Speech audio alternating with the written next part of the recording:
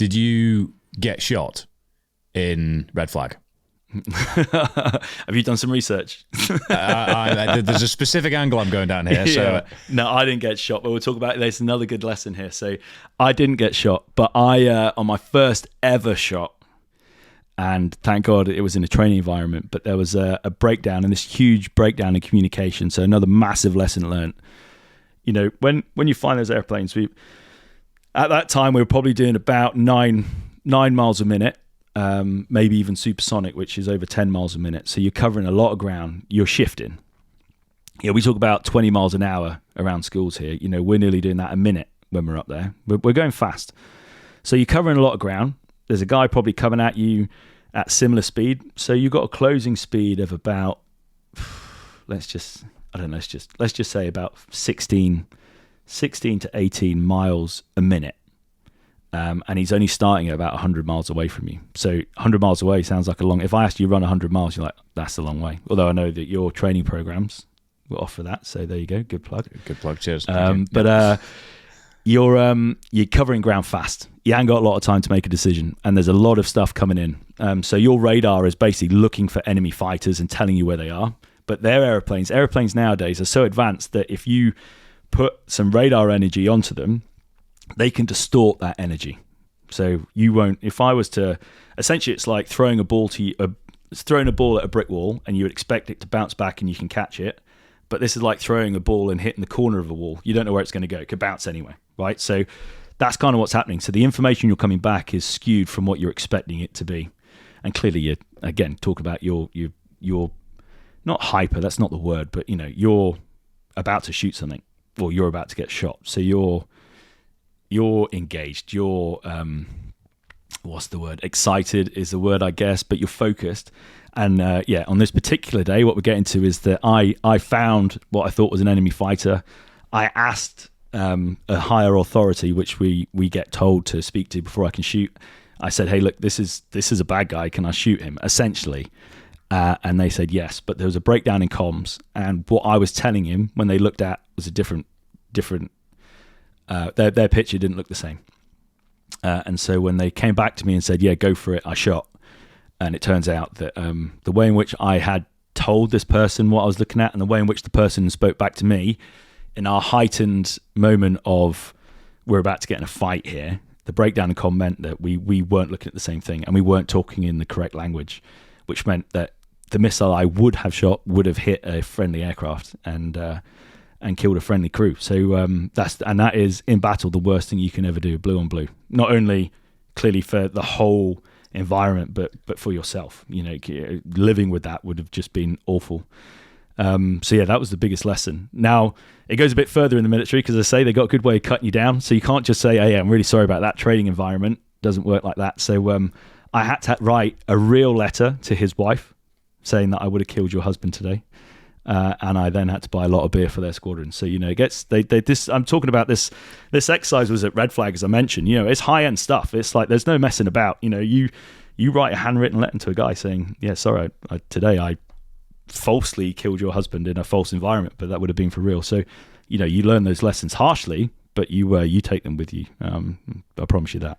That was part one of my question, whereby I was gonna deep dive on that, but it was what I'm interested in as well is I assume you spoke with the person that you falsely killed. Yeah, I guess in this environment. Yeah, how did they feel and process the fact that in this false but also very real environment they would be dead? Yeah, I don't know. It kind of just. They felt sorry for me. That's the weird thing. They felt sorry for me. They understood the stress we were working at, and the lesson that there was far more lessons than I shot the wrong guy.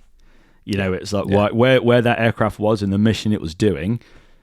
You know, maybe we shouldn't have been looking to shoot other airplanes down in that scenario because he was almost a stealth airplane. So he shouldn't really. He was in the right place. Our plan was to have him in that place. Mm-hmm. So actually, before we stepped out, there was always a chance that we were going to see him. And if you weren't 100% sure who he was, you're going to call it in. But we shouldn't have seen him, for example. He was what we call jamming. So he was one of our jammers trying to jam their jets.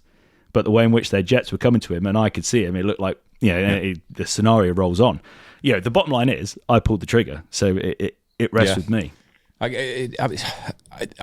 you were describing red flag earlier, I just found myself thinking, how would I have felt if in a hyper-realistic but quote-unquote safe environment, would I have felt in that Odeon Cinema style debrief being told that had this been based on the research, my first, third, fifth mission, you would not have survived. Did you have conversations with people in the mess hall afterwards? Did you get that out of him? Did people process that differently? Because no, you've not cheated death, but the research has almost allowed you to experience the things that previously would have been death, which is in some ways quite terrifying, but very much reinforces the value of red flag, I guess. Yeah, exactly. And I think, the answer is no, because it was, tens of miles away from each other on a shot that could have been. It's a little bit like, a bit odd, a bit weird.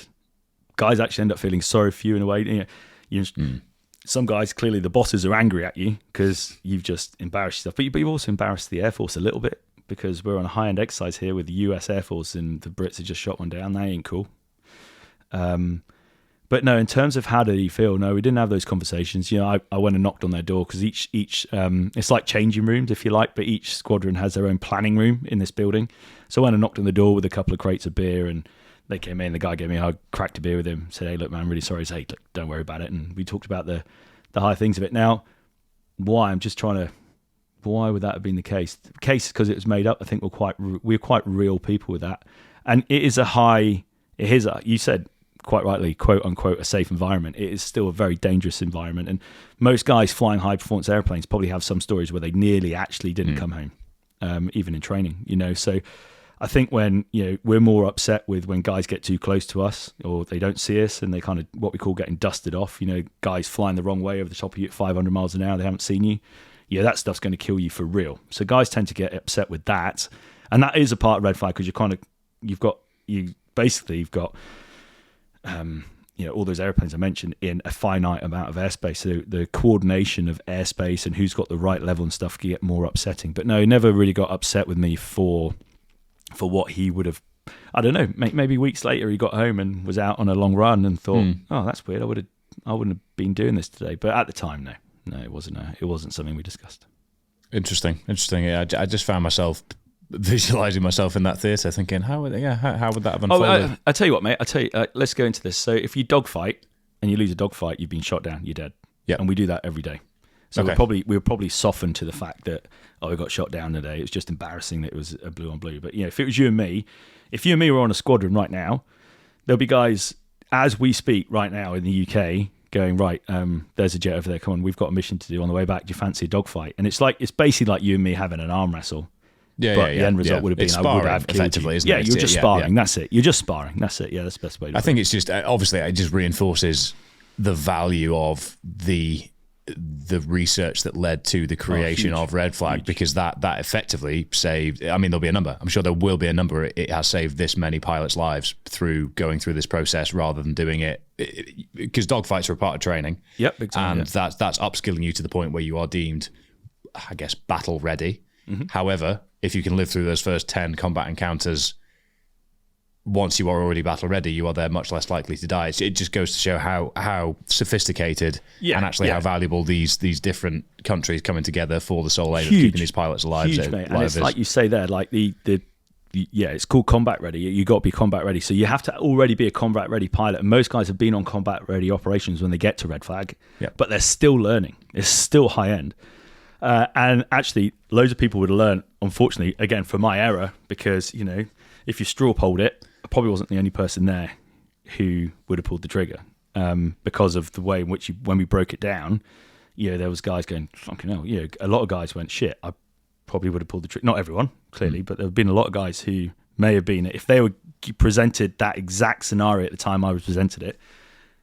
Yeah, and the worst thing is, in this Odeon Cinema, mate, it's fucking awful, right? So there's basically this Odeon Cinema with 160 people, 200 people sat in it, and you play back this GPS track, as I mentioned, and you say stop when you fired a missile. And at this point, obviously, we've landed, we come to the debrief. I don't know it's been a bad guy. No one knows it's a good guy.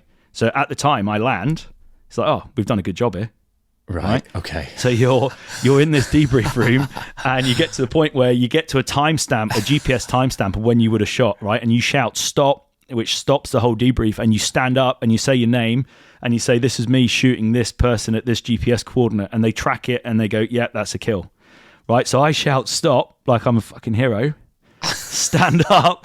I'm like, yeah, shooting this one. In fact, no, I sat down, so he's shooting this place.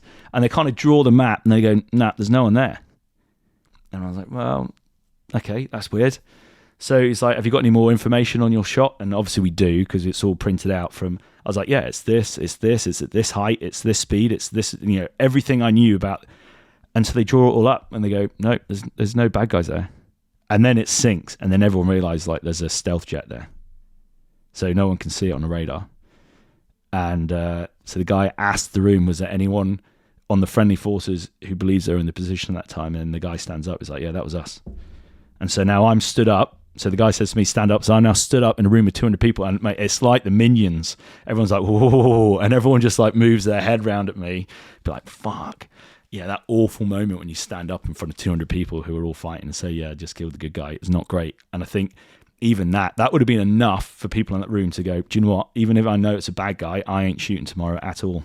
In case it's not, because I don't want to be that guy stood up saying no. And so there would have been so many lessons learned across the board, but no more than I learned that day for sure.